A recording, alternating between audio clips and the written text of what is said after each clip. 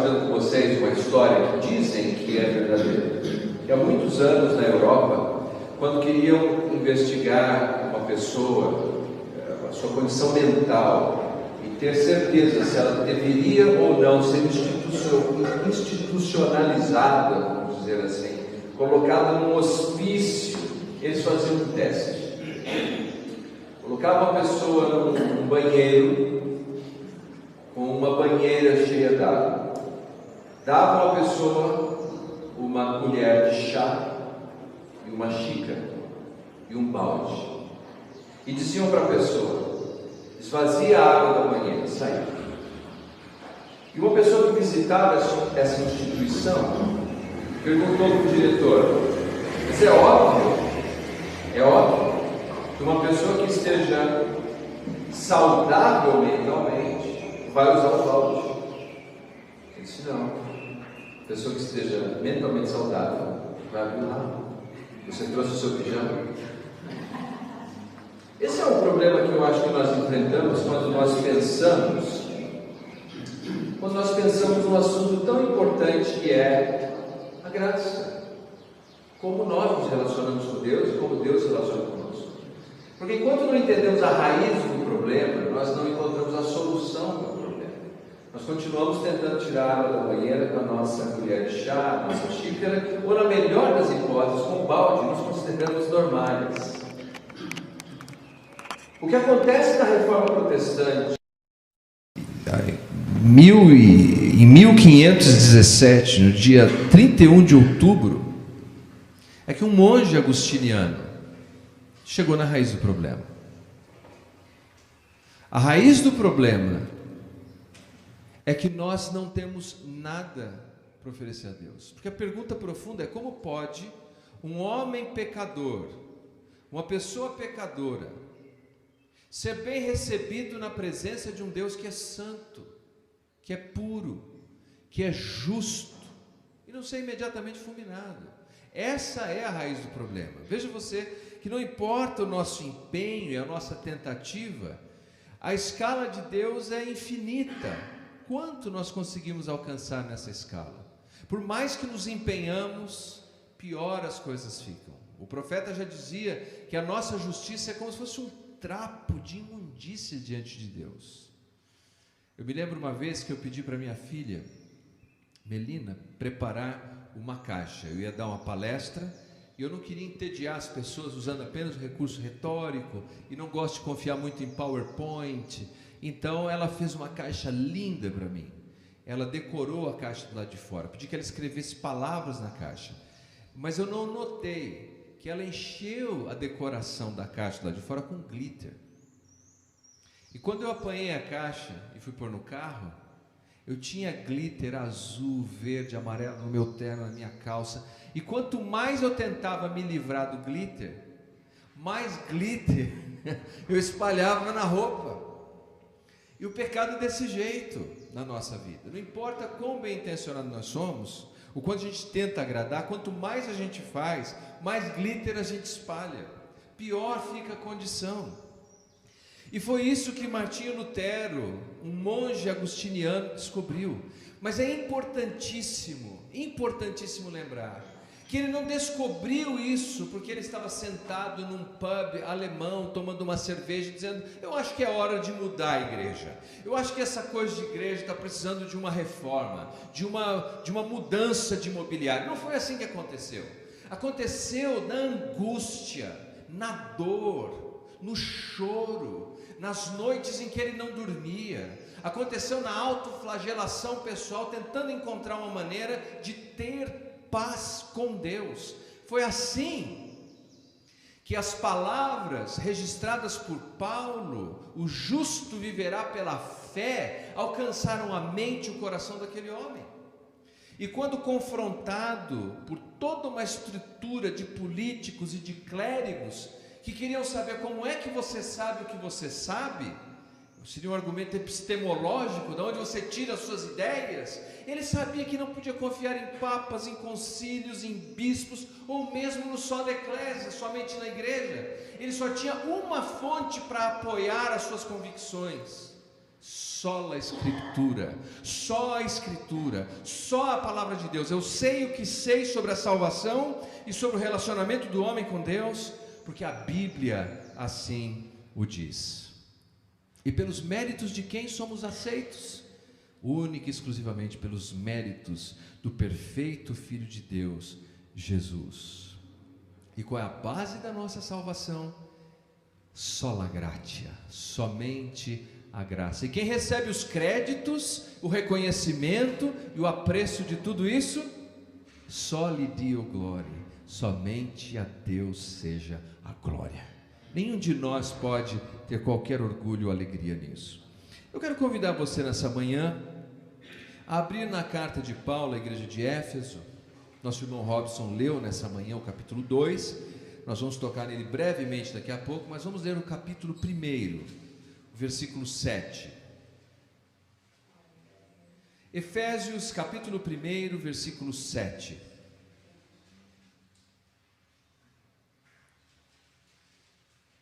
Se você encontrou, por favor, diga amém.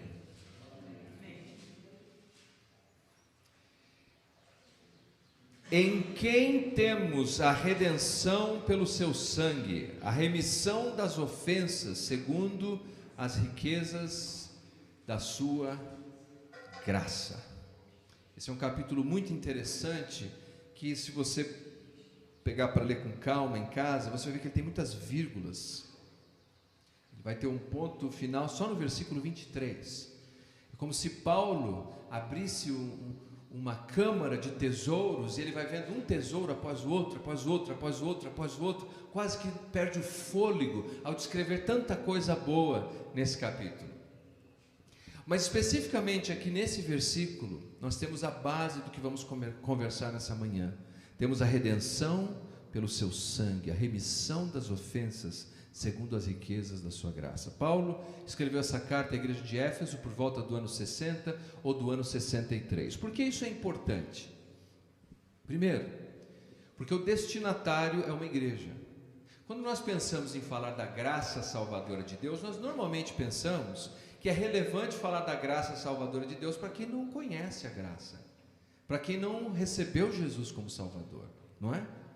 E 2000 anos depois, é claro que nós pensamos que isso é muito importante. Mas veja você que 30 anos depois, porque Paulo, no ano 63, está escrevendo este assunto, porque me parece que já a essa altura, a igreja já está se distanciando de salvação pela graça. Porque nós somos assim, nós queremos ter mérito nas coisas, nós queremos merecer as coisas, nós queremos dar uma contribuição para as coisas, inclusive para aquilo que é espiritual.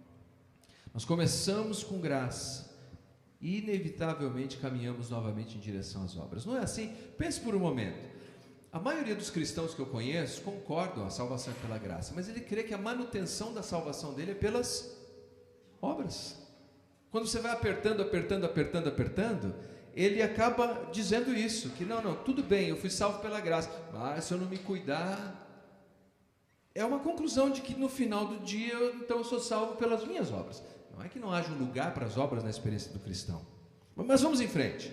Quando nós olhamos de modo panorâmico a carta de Paulo à igreja de Éfeso, nós podemos ver algumas coisas. No primeiro capítulo, ele fala da bênção de Deus. No segundo capítulo, ele fala da graça de Deus. No capítulo 3, ele fala do mistério de Deus, a igreja. Capítulo 4, ele fala da unidade que temos em Deus. No capítulo 5, ele fala que somos imitadores de Deus. E no capítulo 6, ele fala que nós temos a armadura de Deus. Essa é uma visão panorâmica dessa carta. E quando você estuda, todas essas coisas vêm de Deus, é a graça de Deus, Deus o fez, Deus causou, Deus realizou, Deus agiu. E é tão maravilhoso. E quando pensamos especificamente na palavra graça, está com a Bíblia aí na mão? Está com a Bíblia em punho? Você pode ligar a sua Bíblia se quiser no seu celular, ou abrir a sua Bíblia para os mais tradicionais. Vamos rapidamente observar aqui, eu não vou ler todos os versículos, mas eu quero que você note isso. Capítulo 1, versículo 2, graça a vós outros. Ainda no capítulo 1, no versículo 6, fala da glória da sua graça. Versículo 7, fala da riqueza da sua graça. Capítulo 2 agora. Capítulo 2, versículo 5, diz assim: pela graça sois salvos. Versículo 7, suprema riqueza da graça. Versículo 8, porque pela graça sois salvos. Capítulo 3, graça de Deus, no versículo 2. No versículo 7, capítulo 3, fala do dom da graça de Deus. No versículo 8, diz assim que me foi dada a graça. Capítulo 4, versículo 7, diz, e a graça foi concedida. Capítulo 4 ainda, no versículo 29, assim transmita graça. Agora no capítulo 6, versículo 24, a graça seja com todos os que amam sinceramente ao nosso Senhor Jesus Cristo. 6 capítulos essa cartinha, 6 capítulos, esse livrinho, 12 vezes, uma palavra, qual? Graça. É claro que na sintaxe, na relação dessa palavra, desse vocábulo com as outras palavras, em cada um dos versículos ela tem um sentido específico, mas veja como Paulo utiliza a palavra graça 12 vezes num livro de 6 capítulos. Por quê? Vamos definir a graça. Não é fácil, mas uma maneira teológica como se define graça é que graça é um favor que não se merece. Veja, graça não é só um favor. Graça é um favor que não se merece. Já ouviu falar de dívida de gratidão? Dívida de gratidão? Deixa eu ver. Já.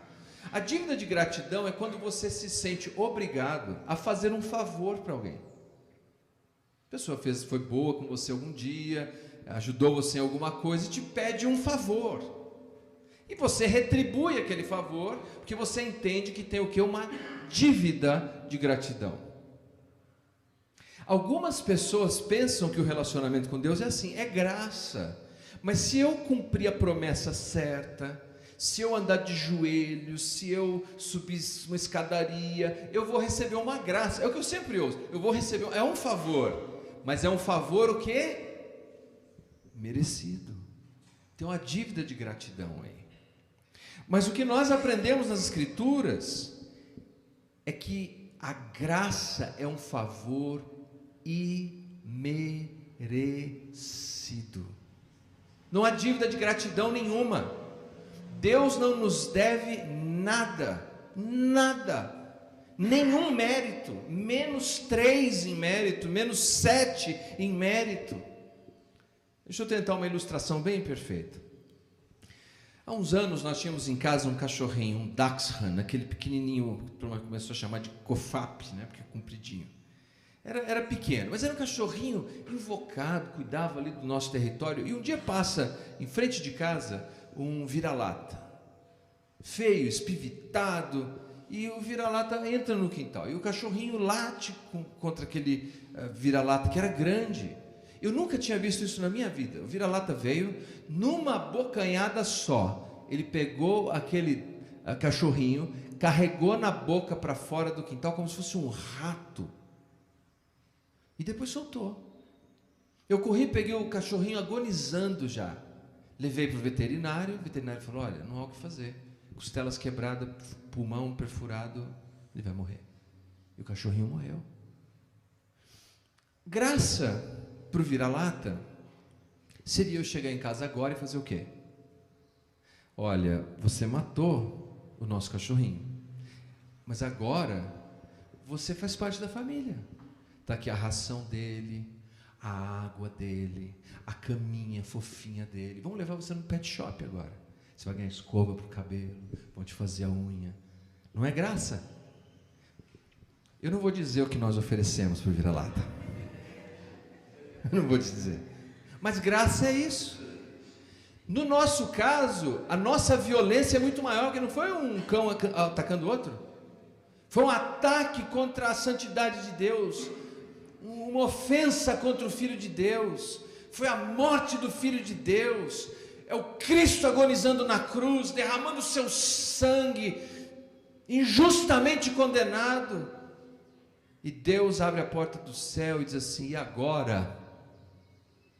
A cama do meu filho é tua, a casa do meu filho é tua, a mesa do meu filho é tua, o meu colo de pai é teu.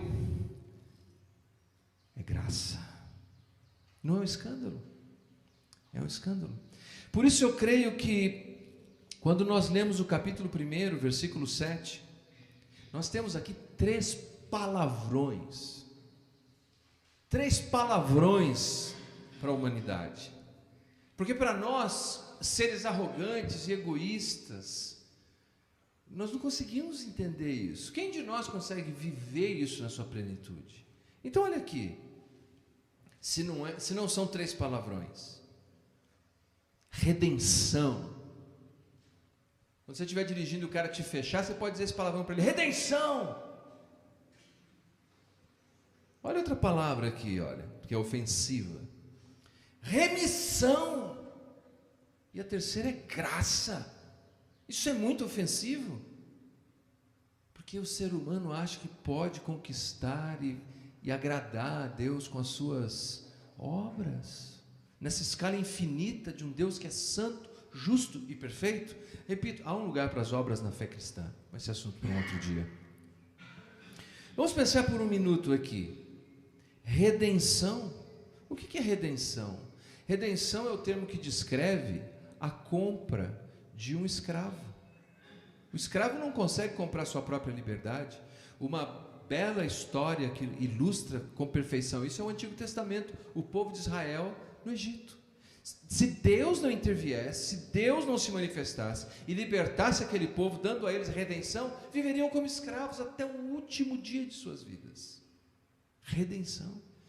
Deus paga o preço. Segundo, remissão é perdão.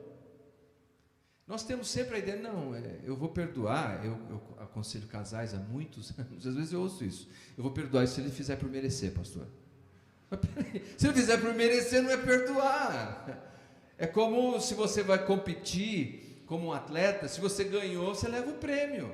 Agora, se você não fez nada para competir e ganhou, é um presente. Não se faz por merecer. Perdão é perdão, e Deus nos dá perdão. Isso às vezes nos é ofensivo, nossa natureza não consegue entender. E a terceira, é claro, graça, que nós já conversamos aqui. Porque Deus nos perdoa dos nossos pecados. Há uma canção muito bonita, uma canção norte-americana, em que o cantor ele começa a descrever para Deus os seus pecados de outrora, os erros que ele cometeu e como isso o incapacitava. E o coro da música é Deus perguntando: qual pecado? What sin? What sin? Qual pecado? Qual pecado? Porque quando Deus nos perdoa por sua graça infinita, Ele nos purifica de todos os nossos pecados. É tão maravilhoso saber isso. É tão maravilhoso. O Dr. Tony Evans, escritor norte-americano, ele disse que para a gente talvez ter um vislumbre da graça, é importante nós entendermos que existe más notícias e piores notícias. Capítulo 2 nos diz assim: Ele vos deu vida estando vós mortos nos vossos delitos e pecados. Mortos. Quer dizer que a humanidade, quando você olha para a humanidade sem Deus, o que me inclui outrora e você, nós estávamos num cemitério, nós éramos um show de horrores. Hoje está na moda filmes, né? Walking Dead, zumbis andando para todos os lados. Quando eu era novo tinha um filme desse, até hoje eu tenho pesadelo: A Volta dos Mortos-Vivos. Não é coisa nova isso, mas é mais antigo ainda. É mais antigo porque todos nós estávamos mortos nos nossos delitos e pecados. Mortos não no sentido de inatividade. Algumas pessoas entendem esse texto equivocadamente. Isso aqui não é morto inativo. É morto que anda, morto que faz, morto que fala. Mas tudo que a gente faz e fala só espalha mais glitter na vida. A gente tenta consertar e parece que estraga mais as coisas. Essa é a má notícia. O Dr. Tony Evans conta a história que o homem chega no consultório médico e o médico diz: olha, eu tenho más notícias e piores notícias. Qual você quer primeiro? Então o médico diz: me dá a má notícia. Fala: má notícia é que você tem 24 horas de vida. Mas tem pior que essa? Tem. Eu tinha que ter te dito ontem. É duro, né? Má notícia e pior notícia. A má notícia é essa: mortos em delitos e pecados. E a pior notícia é que nós éramos por natureza filhos da ira. Por favor, olha aqui o versículo 2, como é que nós somos descritos aqui.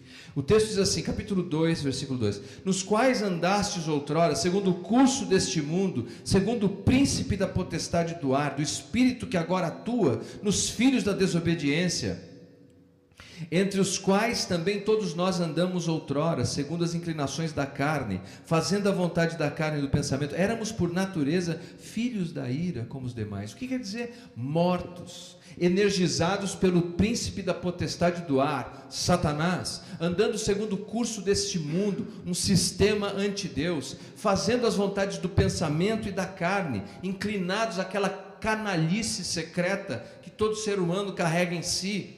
E mais do que isso, filhos da ira. O que é filho da ira? Objetos sobre os quais a justa ira de Deus deveria ser derramada. Más notícias, piores notícias. Mas o que é lindo no texto? Duas palavras lindas no texto. Veja só, versículo 4. A parte A do versículo. Mas Deus. Essas duas palavrinhas a gente tem que colocar na porta da geladeira, mandar fazer um adesivo e pôr no carro, colocar isso dentro da carteira, dentro da bolsa, escrever no espelho: mas Deus. A iniciativa é dele, mas se não fosse Deus, essa é a minha descrição, viver como um zumbi num cemitério de pessoas que buscam numa vida sem propósito saciar o seu coração vazio. Mas Deus, sendo rico em misericórdia. Você lembra o versículo 7? Não diz apenas que era da sua graça, mas assim, da riqueza da sua graça. Graça, graça, graça. O que muda tudo nas nossas vidas, meus queridos? Mais Deus. Mais Deus. Na minha vida o que mudou tudo? Leandro, adolescente, suicida, porque não deu cabo da sua própria vida? Mas Deus. Outro adúltero, outro mentiroso, outro glutão, outro beberrão, outro pornógrafo, outro mau caráter, dissimulado, fingido, desinteressado, hipócrita, sujo, canalha, cafajeste. Mas Deus, na sua graça infinita e misericórdia, mudou o curso das nossas vidas. E temos mérito? Nenhum. O mérito é dele. Então, eu não faço para ser. Eu não faço para ser alcançado. Mas porque fui alcançado, quero fazer. Porque a graça dele me alcançou, é que quero fazer diferente. E Deus, hoje, Ele está aqui no nosso meio, pela presença do seu Espírito, pela instrumentalidade da sua palavra. E para nós é tão importante entender que diante dessa graça tão maravilhosa, Deus não está contra nós. Todos nós enfrentamos lutas na vida e dificuldades. E como é bom saber que Deus não está contra nós. Deus não está contra você na luta que você está enfrentando. Se você recebe Jesus como seu Salvador pessoal, Deus é por você. Por isso que é graça, nada mais que graça, nada menos que graça, nada além de graça, de favor e merecido. Se nós mudássemos o final do versículo 7 do primeiro capítulo, nós estragaríamos tudo. Veja só, veja no qual temos a redenção pelo seu sangue, a remissão dos pecados segundo a riqueza da sua graça, mais obras. Não funciona. Da sua graça mais a minha dedicação, da sua graça mais a minha boa vontade. Não, nada disso. Da sua graça, apenas graça, nada mais que graça, nada além da graça. Conta uma história que uma jovem, ela dirigia muito novinha nos Estados Unidos, numa cidade pequena do interior, e ela ultrapassou o limite de velocidade. O policial abordou a moça e disse: olha, nós estamos numa situação aqui de feriado, eu não posso te liberar, também não posso te dar uma multa, é a sua primeira habilitação, você vai ter que ir diante do juiz da cidade. Levou a moça. E o juiz disse: olha, você não tem desculpa, você está condenada a pagar $100. E era mocinha, ganhou o carro do pai. Ela falou: não tenho $100. Ele falou: então você vai passar o final de semana todo na prisão. E a moça começou a chorar. Ela falou: não, eu não quero passar o final de semana na prisão, por favor, me deixa. Ele falou: não posso, eu não posso mudar a lei. Você paga 100 ou você vai para a prisão. A moça chorou. O juiz, homem maduro, se compadeceu da moça, e viram então ele tirar a sua toga, levantou da sua cadeira, desceu até o banco em que estava a moça, abriu a carteira, botou $100 do lado dela, voltou lá para a sua posição de juiz, vestiu a sua toga novamente, sentou e disse: bom, como eu estava dizendo, você está condenada a pagar $100 ou passar o final de semana na prisão. Ah, agora eu estou vendo, alguém pagou a sua pena, então agora você está liberada para ir em liberdade. Isso aí é graça. É aquilo que Deus faz por nós, que nós não poderíamos fazer. E o que é lindo no texto de Paulo aos Efésios, eu vou concordar com isso, é que ninguém poderia atender essas dinâmicas da divindade, aquilo que nós consideraríamos uma tensão entre a ira e a justiça, mas entre o amor e a misericórdia. Nessa tensão que nós olhamos, nasce uma das coisas mais belas que nós deveríamos apreciar: graça.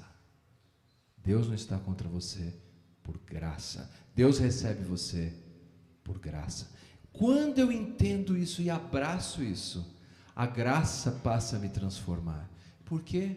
Porque eu quero tratar o outro, aquele que está à minha volta, também com graça.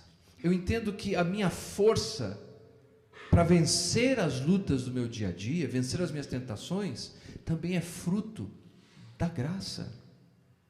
E a minha resposta deve simplesmente ser sim para a graça de Deus. No capítulo 2, fechando, dizem que nunca deve acreditar quando o pregador diz que está fechando, mas eu estou mesmo. Porque pela graça, versículo 8, porque pela graça sois salvos mediante a fé. Isso não vem de vós, é dom de Deus. É um presente de Deus. Aqui é um debate teológico do que se chama de ordo salutis. Qual é a ordem da salvação? Eu deixo para os meus irmãos e amigos teólogos resolverem isso outro dia. Mas o que nenhum de nós pode discordar é que o grande presente desse versículo é a salvação que Deus nos oferece. É um presente que não depende de nós. Você quer receber esse presente hoje? Quer viver por esse presente hoje? Porque se nós entendemos isso, que toda essa tensão, esse estresse, essas coisas que nós lutamos, quando nós estamos de bem com Deus, tudo isso é reduzido a migalhas. Ah, eu estou com problema no banco, eu estou com problema ali. Se o seu problema fundamental foi resolvido com Deus, todas essas coisas são migalhas. Ah, migalha é importante? É importante. Lá em casa, quando cai migalha no sofá, a gente tem que limpar, tem que tirar da roupa a migalha. É importante. Mas não é mais importante do que estar de bem com Deus. E pela graça, nós podemos estar. Vamos orar.